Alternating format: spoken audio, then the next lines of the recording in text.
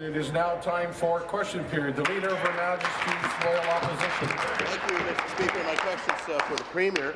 Premier, in 1998, as Minister of Energy, I undertook the restructuring of hydro in Ontario. Thank God. And we created an organized... Order. I've said before, I want the question put and the answer given in quiet. Please. At that time, we created an organization called the Ontario Electricity Financing Corporation.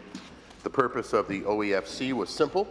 It was responsible for paying off all electricity debt in the province. As of March 31st, 2013, that's the last year the numbers are available, that electricity debt was $27 billion. That's about $5,400 per ratepayer. The law requires that all money coming from a sale of any share in Hydro One, including Brampton, must be used to pay down that electricity debt. Premier, if money from your sale of Hydro One goes to infrastructure, as you claim, where will you find the $27 billion to pay off Hydro's debt? Thank you, Premier. Thank you very much, Mr. Speaker. Well, I know the Minister of Energy is going to want to comment on the details of that question, Mr. Speaker, but I want to just first say that I want to make it clear to the member opposite and to the people of Ontario, Mr. Speaker, that the reason we are looking at the assets in this province, Mr. Speaker, the reason we asked Ed Clark and his group to review the assets in the province of Ontario, Mr. Speaker, was... I'm asking for the same thing in an answer as I did for the question. Carry on, please.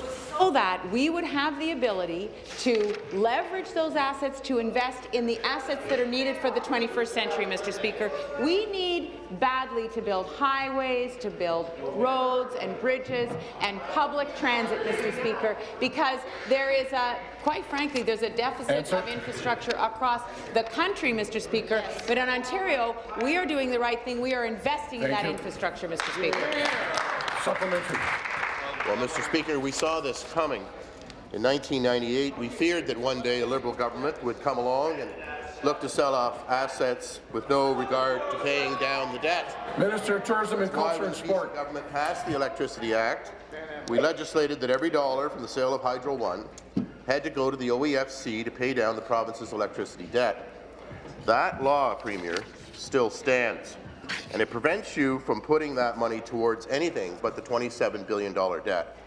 Premier, are you going to obey the law, or will you simply ignore it? She hasn't so far. Speaker, again, I know that the minister is going to want to speak to the specifics, but I just think it is very important that people understand that this is a member of a party who sold the 407, Mr. Speaker, who took absolutely no care in making sure that there would be an ongoing revenue stream, Mr. Speaker, that there would be ownership on the part of the province, or that the money realized from that sale would be used for specific...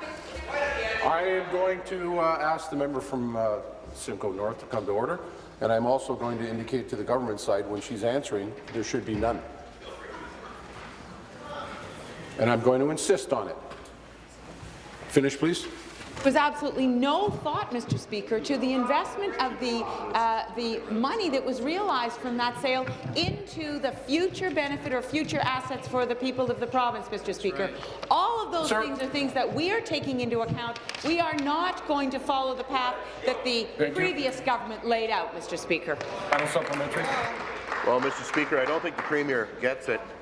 Premier, if you use the proceeds of the sale from any part of Hydro One for infrastructure, for example, that $27 billion electricity debt will remain there for ratepayers or taxpayers to pay for many decades to come. So, Premier, is the cost of new infrastructure in Ontario going to become another expensive line item on our hydro bills? Yeah. Minister of Finance. Minister of Finance.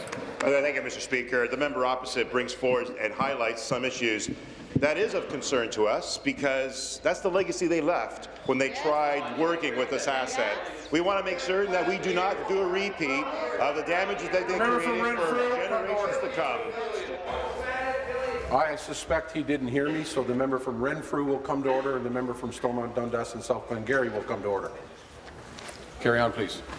Mr. Speaker, we are not going to speculate on matters that are still being discussed. We have asked the Advisory Council reporting to the Premier as to the valuations and maximizing the returns to the people of Ontario.